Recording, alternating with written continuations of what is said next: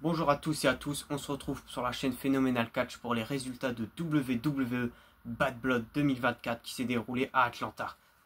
Alors comment résumer Bad Blood 2024?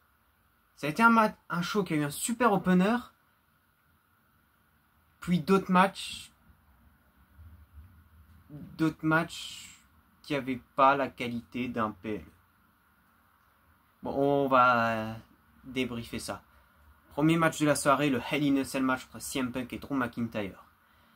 Ça faisait très très longtemps qu'on n'avait pas eu un bon vrai Hell in a Cell, je veux dire un Hell in a Cell qui marque quoi. Je veux dire pour moi un Hell in a Cell c'est censé être un match où tu te dis ok ça va bien se foutre sur la gueule, ça va saigner.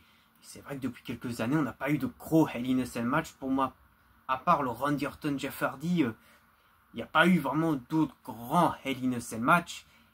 Et pour une fois oui on a enfin eu un vrai Hell in a Cell match comme à l'ancienne, avec du sang.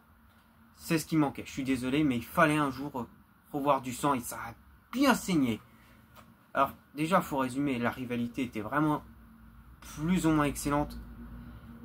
Enfin, elle était bien, sauf pour Money in the Bank où je suis désolé. C'est autant à Clash of the Castle, c'était un peu chiant parce que c'était devant son public que McIntyre avait perdu à cause de CM Punk. Mais par contre, lui faire gagner la mallette pour lui faire perdre, je sais pas, 1 heure après, pour moi, ça a vraiment trop décrédibilisé McIntyre. Même si après McIntyre a beaucoup repris en crédibilité, surtout quand il avait attaqué Punk à SmackDown. Mais voilà, vraiment, en plus, il y a eu un plutôt bon match à SummerSlam. C'était pas voilà, gigantesque, incroyable non plus. Un match que moi j'ai beaucoup aimé, enfin un match retour que j'ai beaucoup aimé à Bash in Berlin. J'ai vu des gens sur internet qui n'avaient pas trop aimé. Moi personnellement, j'avais beaucoup aimé. Et c'est vrai que là, la rivalité avait vraiment. Alors, il y avait eu toute l'histoire avec le bracelet de CM Punk. Au bout d'un moment, c'était aussi un peu tiré sur la corde avec ça. Mais moi, franchement, je trouvais que c'était vraiment le point central de Raw, McIntyre et CM Punk. Et là, les mecs se sont déchirés dans ce match. CM Punk, bah, il a très très vite saigné. Après, il a sorti la caisse à outils qu'il a foutu dans la gueule à McIntyre. McIntyre, bah, il a à nouveau pissé le sang. Et d'ailleurs, je sais plus pourquoi, mais à un moment, il s'est remis à moins pisser le sang plus tard dans le match. Je sais plus pourquoi d'ailleurs. Et alors, petite déception quand même sur la fin, quand McIntyre a ramené un sachet.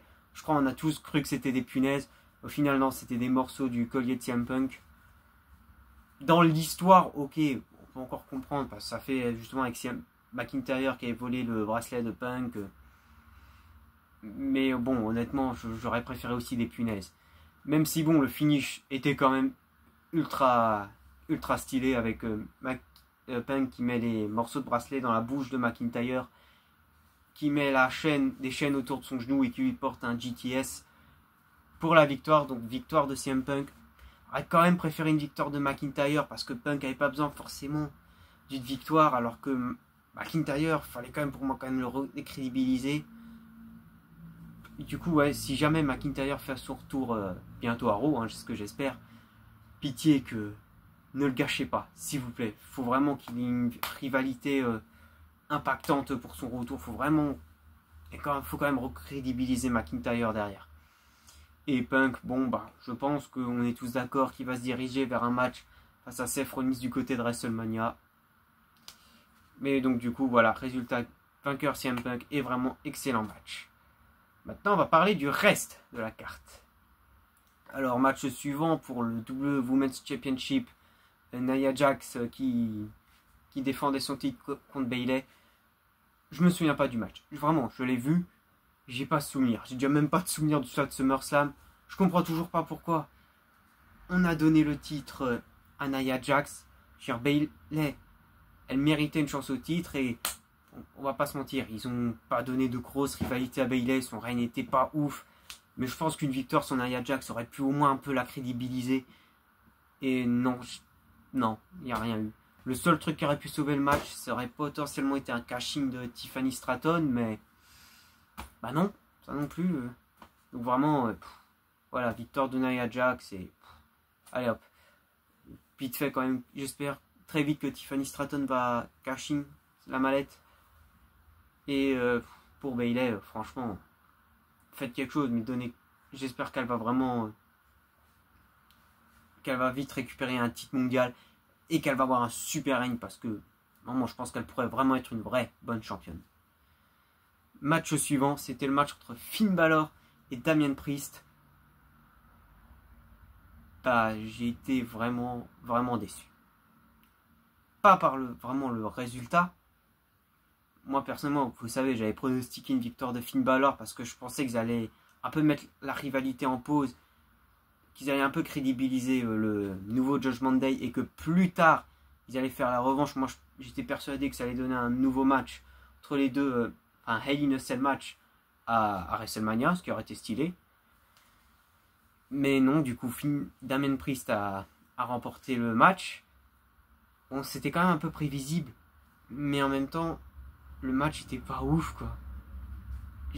Ils avaient eu quelques matchs pour le championnat des États-Unis en 2022, si je me trompe pas. C'était lors de la Road to WrestleMania pour WrestleMania 38. On était tous d'ailleurs persuadés qu'il allait y avoir un match à Mania. Il n'y avait jamais eu de match. Mais ouais, ils avaient eu plusieurs matchs à Raw qui étaient vraiment excellents. Ils avaient vu leur incroyable match à NXT TakeOver. Je sais plus quel TakeOver c'était, mais c'était à NXT où ils avaient eu une plutôt bonne rivalité, mais ils avaient eu un super match. Et là, avec la rivalité qui était pourtant pas mauvaise, hein. Le Judgment Day qui trahit Damien Priest. Ouais, bah pour moi, non, c'est.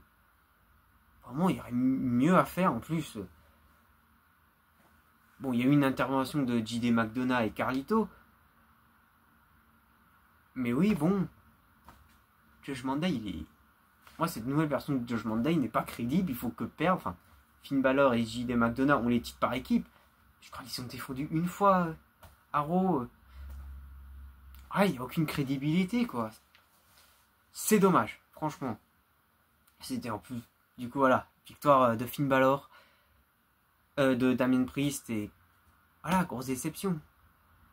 Match suivant. Liv Morgan qui défendait son titre face à Rhea Ripley dans un Shark Cage match avec Dominic Mysterio suspendu. Alors, pas au-dessus du ring, sur la rampe d'entrée, mais dans une cage. J'avais bien aimé leur match à SummerSlam. Bah là, non. J'ai pas trouvé le match incroyable. Alors, avec tout. Bon. Le problème des Shark Cage match, on sait tous comment ça va finir. On sait tous que la personne au-dessus va finir par se délivrer ou créer une diversion pour faire perdre l'adversaire. Enfin, personne avec qui il est en rivalité. C'est ce qui s'est passé avec Dominic Mysterio qui est tombé de la cage, qui est resté suspendu. Et Rhea Ripley est passée pour une conne. Je suis désolé. Elle est descendue, elle lui a cassé la gueule avec un candlestick. Enfin, avec. Oui. Pourquoi ça fait passer Rhea Ripley pour une conne? Elle remonte sur le ring, hop, finish de Liv Morgan, victoire de Liv Morgan. Franchement, ce que j'aurais fait en sorte que, je sais pas, mais genre Dominic Mysterio s'échappe de la cage et. Enfin, j'aurais trouvé un truc plus simple où, je sais pas, il tire Rhea Ripley d'un coup du ring et Liv Morgan en profite. Enfin. Ils ont vraiment, je trouve, fait passer Rhea Ripley pour une conne. Je suis désolé, mais c'est dommage, franchement. Donc voilà, victoire de Liv Morgan et c'est déjà l'heure du main event. Roman Reigns et Cody Rhodes qui affrontaient la nouvelle Bloodline, Solo Sikoa et Jacob Fatu. Comme je l'ai dit dans les pronostics, moi j'attendais ce match. Je suis ultra fan de l'alliance Cody Rhodes, Roman Reigns. Et c'était pas ouf. Le match est pas dégueulasse en soi, mais je trouvais ça pas ouf. Et surtout que pendant la rivalité, ils avaient beaucoup protégé la confrontation entre Roman Reigns et Jacob Fatu. Et là, d'un coup, ils se sont tapés dessus, comme ça, après un échange de tags, sans, sans de vrais gros face à face. Et je trouvais ça très dommage. Ouais, franchement, c'est dommage. Parce que, en plus, bon, il y avait surtout, il y avait une belle histoire autour. Est-ce que Cody Rhodes allait trahir Roman Reigns? Est-ce que Roman Reigns allait trahir Cody Rhodes? Et voilà, j'ai pas grand chose honnêtement à dire. Si ce n'est que je suis déçu de ce match. Honnêtement, je m'attendais à un truc épique. Je m'attendais déjà à un street fight. Je sais pas pourquoi. Je m'attendais, voilà, que Ça allait finir en street fight match, mais non, non. Bah ouais, et concernant cette nouvelle bloodline de Solo Sikoa, Tama Tonga, Tangaloa et Jacob Fatu, c'est pas ça, hein. Je veux dire, Solo Sikoa, il a quand même pas la crédibilité d'un chef tribal. Le seul qu'il a, c'est Jacob Fatu. Il y a aussi Tama Tonga qu'on voit pas beaucoup. Je suis désolé, on les voit pas beaucoup catcher, Tangaloa et Tama Tonga. Alors, pour Tangaloa qu'on ne voit pas beaucoup catcher, je dirais même c'est tant mieux, hein. Franchement, honnêtement. On est d'accord là-dessus, hein. C'est mieux qu'il catch pas trop. Et ouais, cette nouvelle Bloodline, c'est comme le nouveau Judgment Day, hein. C'est pas... Ça manque de crédibilité, hein. En plus, je veux dire, la rivalité entre Solo Sikoa et Cody Rhodes n'était pas fameuse, honnêtement. Et voilà, victoire de Roman Reigns et Cody Rhodes. Encore une fois, pour moi, il aurait fallu faire gagner la Bloodline pour les crédibiliser. Mais on va vite faire parler de la fin, car oui, à la fin, bon, bien sûr, il y a eu Tama Tonga et Tangaloa qui les ont attaqués. Il y a eu le retour de Jimmy Uso, qui a eu... vraiment, j'ai adoré son retour, qui était derrière. D'un seul coup, il apparaît avec sa capuche, super kick sur les deux frangins. Il retire sa capuche, c'est Jimmy Uso. Personnellement, je pense qu'on s'attendait tous qu'il allait faire son retour. Moi, je l'aurais plus vu, le retour du côté de SmackDown. Et du coup, il donne quand même la victoire à Roman Reigns et Cody Rhodes. Et à la fin du match, Roman Reigns et Jimmy Uso s'en vont du ring. Et la Bloodline commence à attaquer Cody Rhodes. Et finalement, Roman Reigns et Jimmy Uso reviennent pour sauver Cody Rhodes. Pour moi, je trouve que la nouvelle Bloodline est une nouvelle fois un peu passée pour des cons. Comme le Judgment Day, encore une fois. Sauf la fin, où on a eu le retour de The Rock, qui a confronté Roman Reigns et Cody Rhodes. Et on sentait que The Rock, il était pas ravi, hein. Donc clairement, je pense qu'on tease vraiment une grosse confrontation entre Roman Reigns et The Rock à WrestleMania.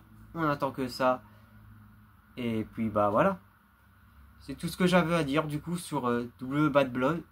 Un show qui a eu un super match en opener. Et qui a eu un reste des matchs qui pour moi était déception sur déception. C'était... Voilà, je sais pas quoi dire d'autre que voilà, je suis extrêmement déçu quand même de ce show. C'était tout pour cette vidéo. Likez,